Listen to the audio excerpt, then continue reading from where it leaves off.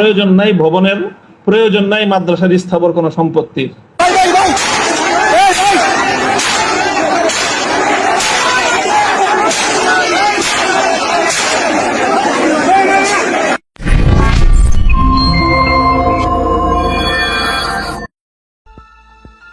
মামুন সাহেব বলেছিলেন এই ভবনের নাকি তার প্রয়োজন নেই, কিন্তু প্রয়োজন না থাকার পরও এভাবে ভাঙচুর আর তাণ্ডবের মাধ্যমে এই মাদ্রাসা দখল করতে এসেছে তার সন্ত্রাসী ছাত্ররা।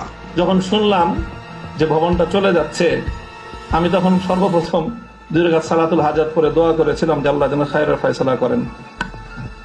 আর এরপরে এখন আমার অনুভূতিটা হলো যে এরকম ভবন না থাকাই ভালো। প্রয়োজন নাই ভবনের, প্রয়োজন নাই মাদ্রাসার স্থাবর কোনো সম্পত্তি। দেখেন কিভাবে সকল কাঁধে সিসি ক্যামেরাগুলো কিভাবে ভাঙতেছে। দেখুন, ছাত্রলীগের সন্ত্রাসীদের মতো তাণ্ডব চালাচ্ছে মামুনুল হক সাহেবের ছাত্র সন্ত্রাসীরা। 2001-এ ঠিক এভাবেই তাণ্ডব আর ভাঙচুরের মাধ্যমে রহমানিয়া মাদ্রাসা দখল করেছিল মামুন আর মাহফুজ সাহেবের সন্ত্রাসীরা এবং তাদের ছাত্ররা। 2021-এ দীর্ঘদিন অবৈধ দখলের পর আদালতের রায়ে তারা উচ্ছেদ হয়, কিন্তু 2024-এ এসে আবারও কোনো আইনের তোয়াক্কা না করে শুধু তাণ্ডব আর পেশি শক্তি প্রয়োগ করে আবারও তারা দখল করে নিল রহমানিয়া মাদ্রাসা। আপনারা দেখতে পাচ্ছেন এই মুহূর্তে আমাদের লাইভের সামনে দাঁড়িয়ে আছেন জামিয়ার প্রধান মাওলানা মাহফুজুল হক সাহেব। সর্বশেষ সবগুলো রুম লাগিয়ে দেওয়ার প্রক্রিয়া চলছে, সবগুলো গেটে তালা দেওয়ার প্রক্রিয়া চলছে। হয়তো কিছুক্ষণের মধ্যেই প্রধান গেটে তালা দেওয়া হবে। তো এটার উপরে আমরা সন্তুষ্ট, আমরা আল্লাহর ফয়সালার উপরে সন্তুষ্ট। অথচ 2021 সালে আদালতের রায়ের পর তার বড় ভাই দাবি করেছিলেন আদালতের রায়ের উপর আস্থা রেখে সন্তুষ্ট চিত্তে দাবি ছেড়ে দিয়ে তিনি চলে যাচ্ছেন। সোশ্যাল মিডিয়ায় প্রচার করা হচ্ছে মাহফুজ সাহেবরা নাকি দখলের বিষয়ে কিছুই জানতেন না, অথচ 5ই আগস্ট 2024-এর রাতেই মামুনুল হক সাহেব তার দখলকৃত রহমানিয়া মাদ্রাসায় এসে তাদের দখলকে উদযাপন। মামুনুল হক সাহেব এই মুহূর্তে জামিয়া রহমানে ঢুকতেছে।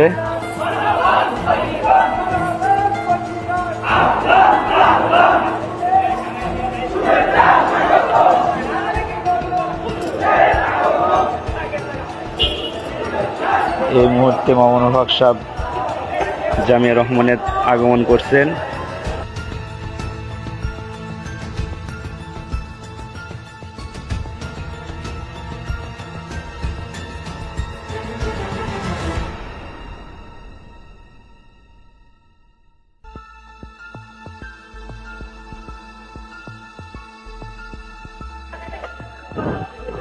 আনন্দময় একটা মুহূর্ত। মামুন সাহেব বঙ্গভবন থেকে সোজা মাদ্রাসায় চলে আসছেন।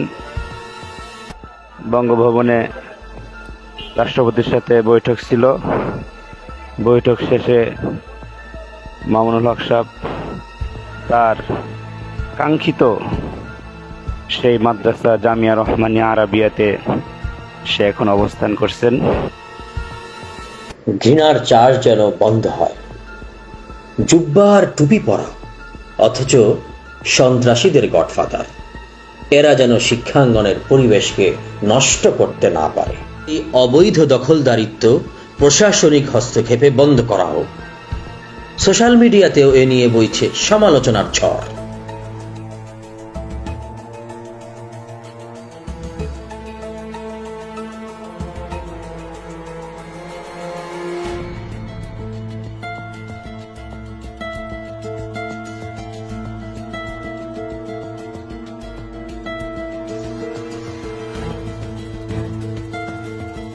আমরা জাতি ধর্ম নির্বিশেষে একটি সাম্প্রদায়িক সম্প্রীতির দেশ বাংলাদেশ।